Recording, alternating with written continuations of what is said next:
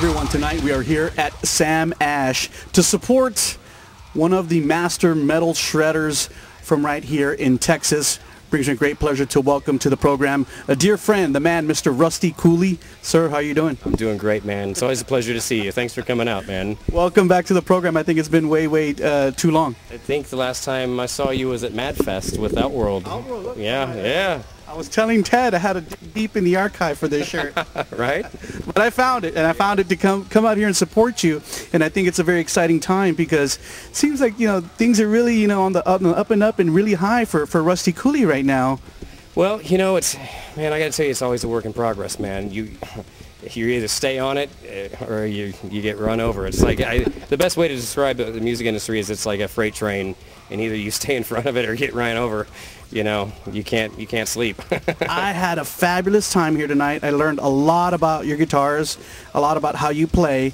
And for some of those people maybe who just couldn't make it tonight, it is a Thursday night. But let's share a little bit about what fans can expect when they come to a Rusty Cooley guitar clinic. So I'm explaining about my signature model guitars and what makes them unique and different than other guitars, because my guitars are really different. It's not like Dean just handed said, here's your signature model, put your name on it. No, I designed that guitar down to the very last detail, and I like to share all those aspects with the fans and people that are interested in guitar playing, because it really makes a difference. You know what I mean? The import model, which I don't think, the import model, which is the equivalent of that black one right there, won the Gold Award in Guitar World magazine, and one of the things that they said about the guitar was, even though it looks like a metal guitar, the tone of the instrument's suitable for jazz or country or anything else. You know what I mean? So, and now we make them in guitars that don't look so metal, so we got a little bit for everybody. The other thing is, I just first and foremost love music and guitar, and I love teaching, and I love to share anything that I can share about how to become a better guitar player, how to practice, things that I've done in the past, my bands, and just, and be honest and real about it too, because it's, it's not all of the, what's that saying? It's not all of the gold glitters or whatever. You know what I'm trying to say, man. There's a big facade out there, man. But you do it because you love it. And if I didn't love it, man, I wouldn't put up with it. And obviously, I mean, I kind of hear the undertone of what you're saying. I mean, this is a tough business, and you have put in a lot of hard work in your career in getting people to know Rusty Cooley. And so when you think back, when you first picked up the instrument at 15 years of age, and all that you've accomplished, I mean, even now, even though you're still hard, did you ever imagine that you'd be here with your own signature killer machine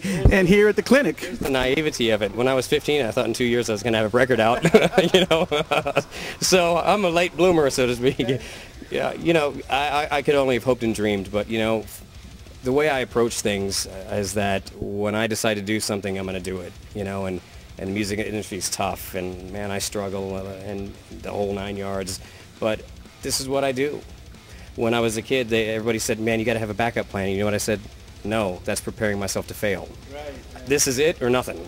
I'll be out digging ditches or flipping burgers, that's it. So, I think one of the things that people out there love about Rusty Cooley is that not only, of course, are you an accomplished guitarist, but you have also, gained the respect of many of your peers. And that says a lot, especially because you're like a musician's musician, and not all guitarists are like that. But you have really kind of grasped that not only the instrument and the ability to play and showmanship, but really the technicality and the musicianship, all the back-end things that I think just regular fans don't really catch on to. Yeah, that's true. And it just all goes back to just, my love for playing, and just the bottom line is, I want to do something new. I strive I'm not trying to reinvent the wheel or nothing like that. I'm just, when I was a kid, I looked up to Randy and Eddie, and back then it was a very fresh and exciting time for guitar, and those guys brought something new to the table that guitar players will forever learn from, and that really touched me. You know what I mean? It's like, man, when it's all said and done, I want to leave a legacy behind that people can learn from no matter what they play, with all the instructional books and just pushing the boundaries. That's what it's about. A lot of people talk about, oh, well, he can only shred. Well, dude, I can do it all. For me, I like to push. It's about pushing it for me and continuing to grow and doing things that I couldn't do.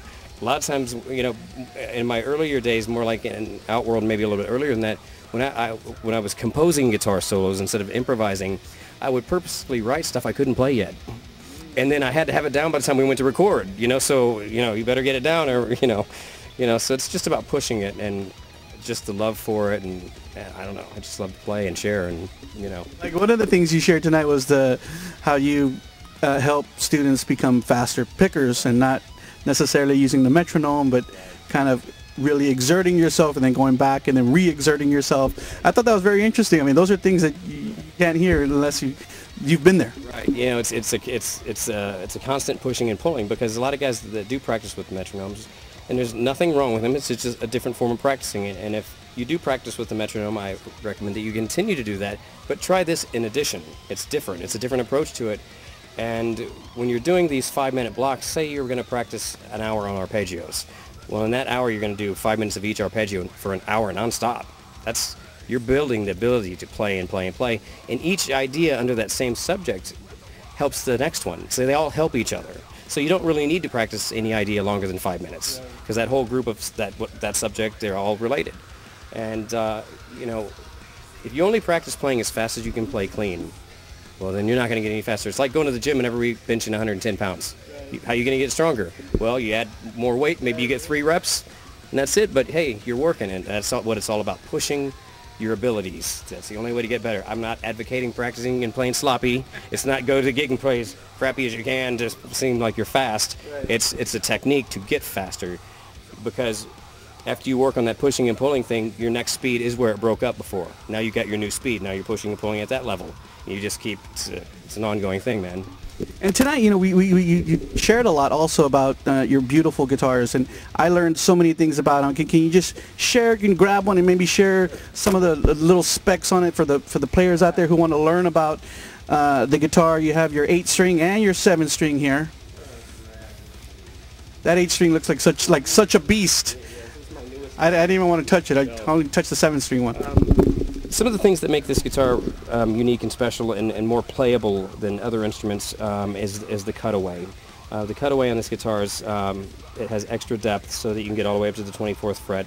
As a matter of fact, when you get up this high, your hand doesn't even hit the body when you're on the 24th fret.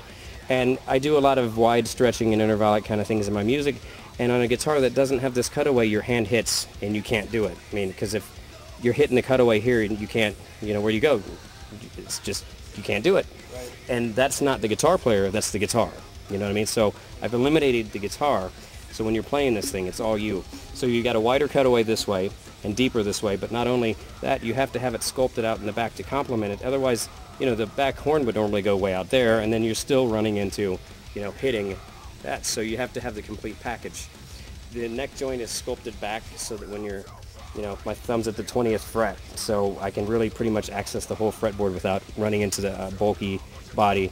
This thing is sculpted down so that the heel of your hand can get in there better, and it's, you'll notice that this side's a little bit more than this side, and that's because for the higher action up there. 24 frets, no tone knob because, well, tone's usually always on 10. Why have it? It's one less thing to go wrong when you're playing, You talked about simplicity tonight, too. Yeah, it's really is. Keep it simple. If you're not using something, why have it there? A good example of that is I use Morley wah pedals, and they're called a switchless wah.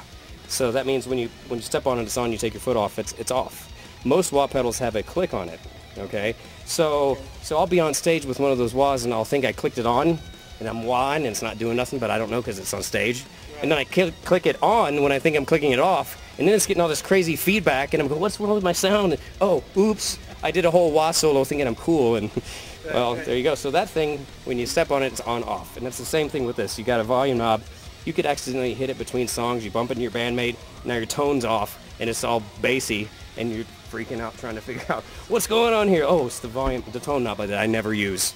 Just made me, screw up the song. And what kind of EMGs do you put on this machine here? Now, this is an 8-string guitar, so the pickups that are in this guitar are EMG 808s. That's what comes stock in them, but EMG makes a whole variety of 8-string pickups. The 7-strings come stock with 707s in them right now, but I personally use in the bridge position the EMG 85.7, which they're going to start coming with new, with those options as well. We have the tallest frets. I believe they're the 6,000s. So that when you're playing the guitar, it's basically your fingers against the strings against the frets, and it helps you develop a lighter, smoother touch, which allows for faster playing if that's what you're into. And also a very thin neck. Yes, very thin neck, and that makes a huge difference to me because, you know, if you think about it, the thicker the neck is, you know, you're trying to reach around to play, so the thicker the neck is, you know, it shortens the length of your fingers. You know, if you're trying to do bigger chords and stretching like that, it kind of handicaps you. So, you know, again, get the guitar out of your way. So I make the necks as thin as possible. This one is a little bit thicker because it's an 8-string. It's got a little bit more wood on it, but the 7s are a little thinner just because of that. Now this guitar, because it's an 8-string, it doesn't have a tremolo on it. But all the 7s come with a Floyd Rose low-profile tremolo. But, let's change gears a little bit. I was happy to hear as well that you had been working, or kind of leading a new band called Day of Reckoning. Share a little bit about your new band. Sure. Day of Reckoning is it's my new band since Outworld, and you know, I loved Outworld, and the breakup of Outworld was heartbreaking. It wasn't my doing, man. I'd still be in Outworld if everything worked out right. Do you still talk with Bobby Williamson? Yeah, man, me and Bobby are still bros. It was a little rough at first, but you know, time heals all wounds. Bobby, wherever you are at, we're thinking about you tonight, man. Yes, absolutely. He lives right down the road from me, man. Oh, really? Okay. Yeah. But you know, towards the end of Outworld, I mean, here's let me back up a little bit. Before I did Outworld, I did an instrumental album, and you know, once I had done that, it was kind of a break period because I always wanted to be a band guitar player, not an instrumental guitar player.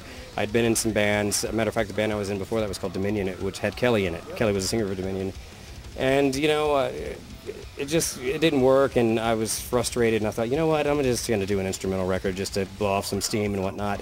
And just timing, you know, that's when the internet came out, and I did a website. So the first thing the world thinks of me is they know of me as an instrumental guitar player. So I kind of got pigeonholed in that one. That was just really a break.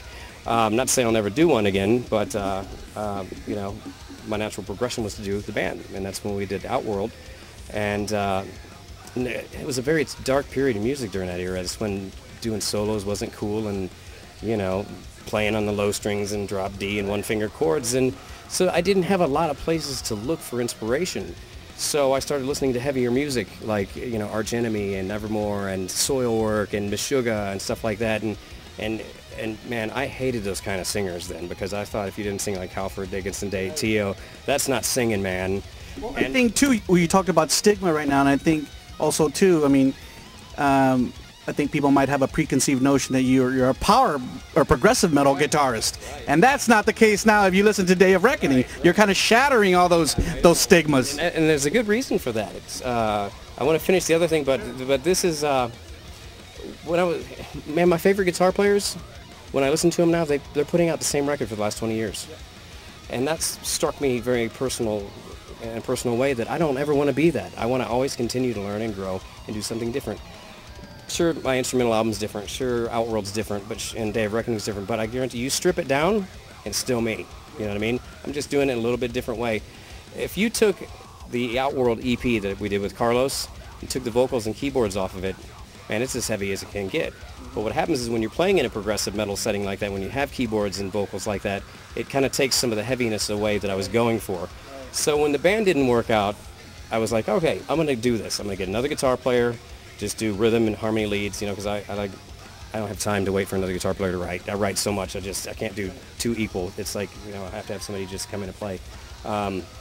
So I was like, all right, I started Day of Reckoning with all the material I had left from Outworld, and so it's basically stripped down, 2 guitars, a vocalist that sings guttural and clean as well, and you know, the songs are still just as technical and progressive, but they're just a little more condensed. You know what I mean? They're not 10 minutes long, every song.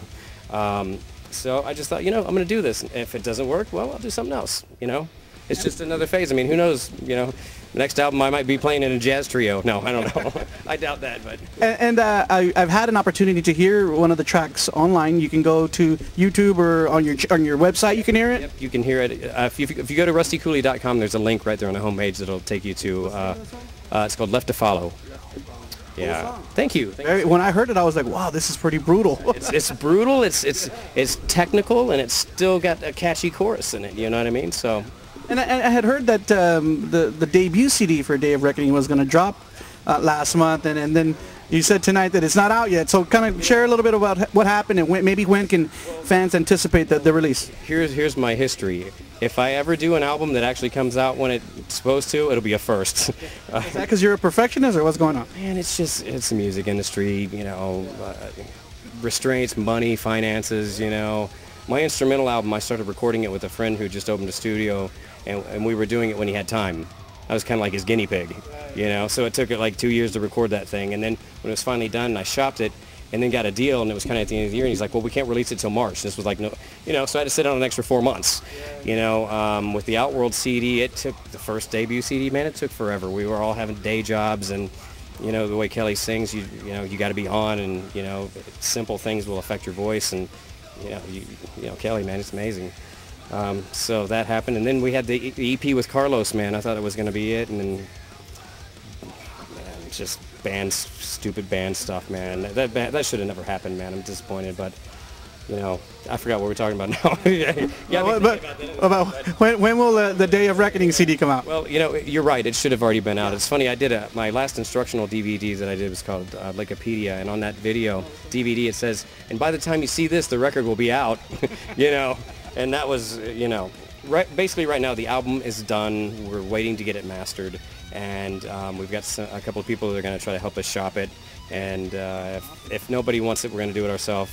I mean, the main reason that we would like to have a label is because financial support. You know, we just can't get in a van with a U-Haul trailer, and, you know, I'll come home and my car will be gone, and, you know, I got to pay the bills, man, and I can't just go out and play to 20 kids a night and town to town. So we got to have the money behind it, and if we do it ourselves, you know, we'll still release it, but we'll be able to do these things and plan it properly so we can get out on tour. Because that's the main thing, man. I got to play, dude. Right. I want to be out every night and town to town and rocking, man. That's what I want to do. And we were remiss not to share tonight that if you come to the clinic, you'll see the man rocking to Day of Reckoning songs. The backtracker, it sounded really heavy, and you were shredding. And we got some video. We'll share it with you, some of you fans out there this evening. Rusty, anything else that I missed, man? Anything that we should be talking about right now as we maybe look ahead into 2015? You know, just keep an eye out for Day of Reckoning, and you can keep track of all that stuff via my website, which is just rustycooley.com, as well as all things Rusty Cooley. It's got all the links for, you know, all the media pages and stuff. And check out the guitars and, you know, enjoy music, man. Cool. Thank you, Rusty. Appreciate it, man. It was my pleasure to have you on the show. My pleasure to be here to check you out and reconnect with you, man. I think you definitely are a bright, shining star among musicians out of the Alamo, out of the Lone Star State, should I say so, man. It's always a pleasure. Hopefully we can talk again. Thank you so much. It was a pleasure looking up and seeing you sitting out front, man. It was a great surprise. Thank you. All right. Remember, everybody out there, you saw the man Rusty Cooley right here. Be on the lookout for his new band, Day of Reckoning. Go to rustycooley.com to hear all about, and don't forget about his beautiful guitars. You saw the man only right here on Rob's MetalWorks.